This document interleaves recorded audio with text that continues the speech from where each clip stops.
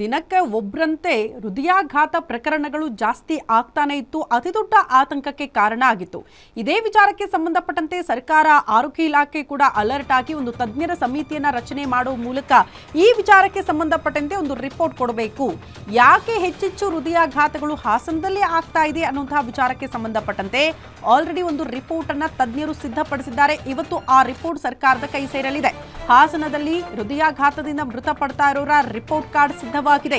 23 ಜನರ ಸಾವಿನ ರಹಸ್ಯ ಕೂಡ ಆ ರಿಪೋರ್ಟ್ ಕಾರ್ಡ್ ಅಲ್ಲಿ ಇದೆಯಂತೆ. ಹಾಸನದ ಸರಣಿ ಸಾವಿಗೆ ಕಾರಣ ಏನು ಅನ್ನೋದನ್ನ ಅದರಲ್ಲಿ ಉಲ್ಲೇಖ ಮಾಡಲಾಗಿದೆ. ಡಾಕ್ಟರ್ KS ರವೀಂದ್ರನಾಥ್ ನೇತೃತ್ವದ ತಂಡ ಹೃದ್ರೋಗ ಸಂಸ್ಥೆಯ ಜಯದೇವ ಹೃದ್ರೋಗ ಸಂಸ್ಥೆಯ ನಿರ್ದೇಶಕ ಸದ್ಯ ಮಾಹಿತಿ ಕಲೆ ಹಾಕಿ 10 ತಜ್ಞರು ಒಳಗೊಂಡಂತಹ ಸಮಿತಿ ಆಗಿತ್ತು. ಈಗ ಹಾಸನದಲ್ಲೇ ಯಾಕೆ ಅತಿ ಹೆಚ್ಚು ಹೃದಯಾಘಾತ ಆಗ್ತಾ ಇದೆ, ನಿಜಕ್ಕೂ ಕಾರಣ ಏನು? ಕೋವಿಡ್ ಲಸಿಕೆ ಕಾರಣ ಅಲ್ಲ ಅನ್ನೋದನ್ನ ಬಹಳ ಸ್ಪಷ್ಟವಾಗಿ ನಂತರ ಸರ್ಕಾರನೂ ಒಪ್ಕೊಳ್ತು, ತಜ್ಞರು ಕೂಡ ಹೇಳಿದ್ರು, ಅದು ಬೇರೆ ವಿಚಾರ.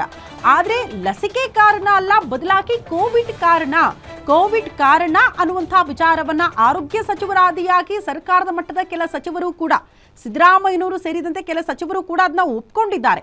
ಹಾಗಾಗಿ ನಿಜಕ್ಕೂ ಕೋವಿಡ್ ಕಾರಣನಾ ಅಥವಾ ಬೇರೆ ಏನಾದ್ರೂ ಕಾರಣಗಳು ಇದೆಯಾ?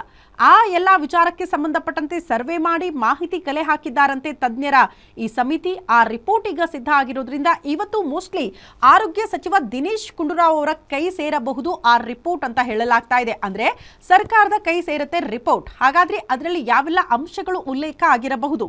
ನಿಜಕ್ಕೂ ಹೃದಯಾಘಾತಕ್ಕೆ ಕೋವಿಡ್ ಕಾರಣನಾ ಅಥವಾ ಬೇರೆ ಏನಾದರೂ ಕಾರಣಗಳು ಇರಬಹುದಾ?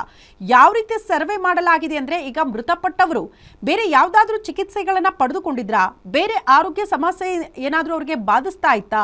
ಒಬೆಸಿಟಿ ಇತ್ತಾ? ಅಥವಾ ಏನಾದರೂ ಧೂಮಪಾನ ಮದ್ಯಪಾನ ಮಾಡ್ತಾ ಇದ್ರಾ? ಈ ರೀತಿ ಎಲ್ಲ ಎನ್ಕ್ವೈರಿ ಮಾಡಿ ಏನ್ ಕಾರಣ ಇರಬಹುದು ಹೃದಯಾಘಾತಕ್ಕೆ ಅನ್ನೋದನ್ನ ಅದನ್ನ ಫೈಂಡ್ ಔಟ್ ಮಾಡಿ ಆ ಕಾರಣವನ್ನ ರಿಪೋರ್ಟ್ನಲ್ಲಿ ಉಲ್ಲೇಖ ಮಾಡಿದ್ದಾರೆ ತಜ್ಞರು. ಅದೇ ರಿಪೋರ್ಟ್ ಇವತ್ತು ಸರ್ಕಾರದ ಕೈ ಸೇರುತ್ತೆ.